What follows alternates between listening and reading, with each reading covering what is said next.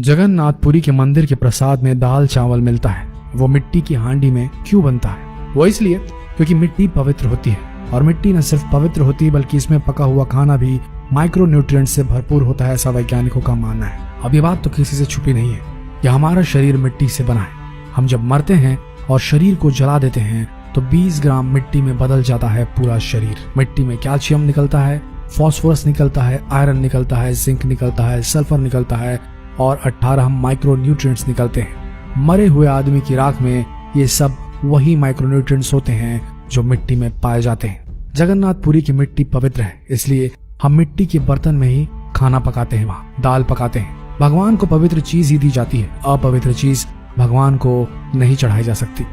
इसी बात को लेकर भुवनेश्वर में CSIR की एक लेबोरेटरी है, council of science and industrial research laboratory, जिसको रीजनल रिसर्च लेबोरेटरी कहते हैं।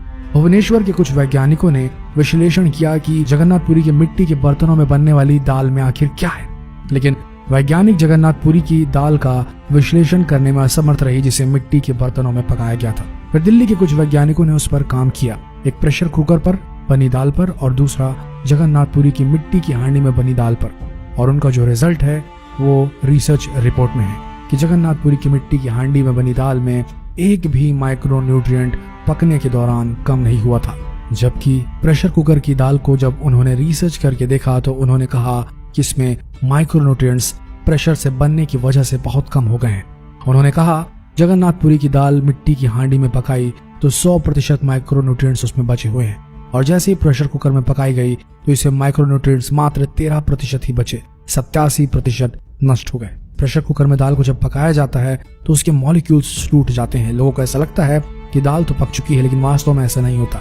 पके हुए का मतलब होता है कि जो माइक्रोन्यूट्रिएंट्स आपको कच्चे रूप में शरीर उपयोग नहीं कर सकता, उन्हें उपयोगी बनाने के लिए उसे पकाया जाए। मिट्टी की हांडी की दाल बहुत बेहतरीन क्वालिटी में होती है क्योंकि उसमें प्रेशर से उसके माइक्रोन्यूट्रिएंट्स को क्षति नहीं पहुंचती है।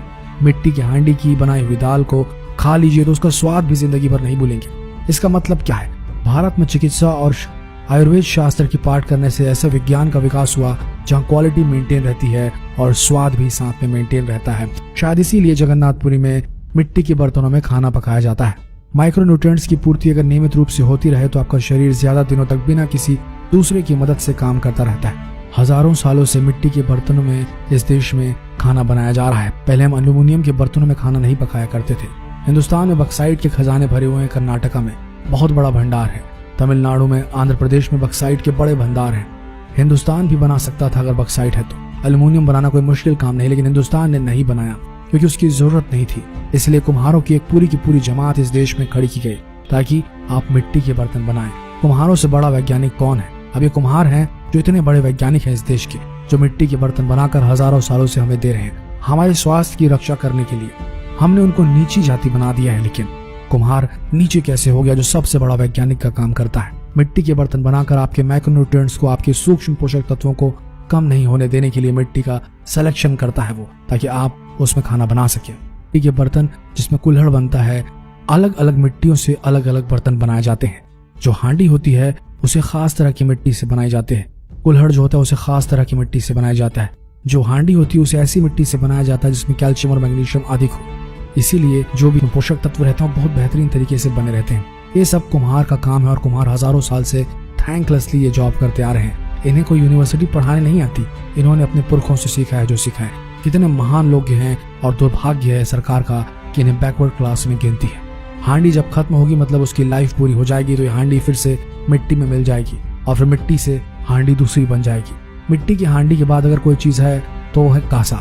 तीसरा सबसे अच्छा माना जाता है। अरहर की दाल को कांसे के बर्तन में पकाएं तो उसके सिर्फ 3% माइक्रोन्यूट्रिएंट्स ही कम होते हैं, 97% बचे रहते हैं। पीतल के भगोने में पकाएं तो 7% कम होते हैं, 93% बचते रहते हैं। लेकिन प्रेशर कुकर में बनाएं तो सिर्फ 7% माइक्रोन्यूट्रिएंट्स बचते हैं, बाकी खत्म हो जाते हैं।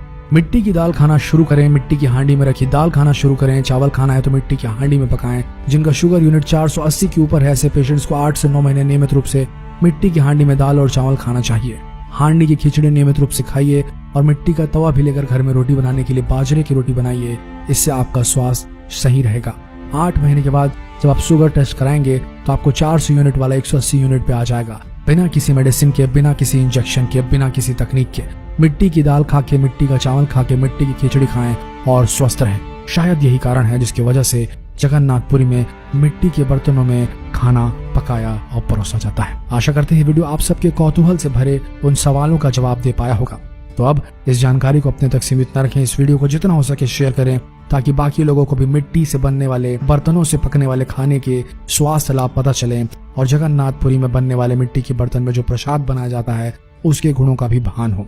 तो वीडियो को शेयर करें और अगर ये वीडियो पसंद आया तो इस पेज को फॉलो करना बिल्कुल ना भूलें।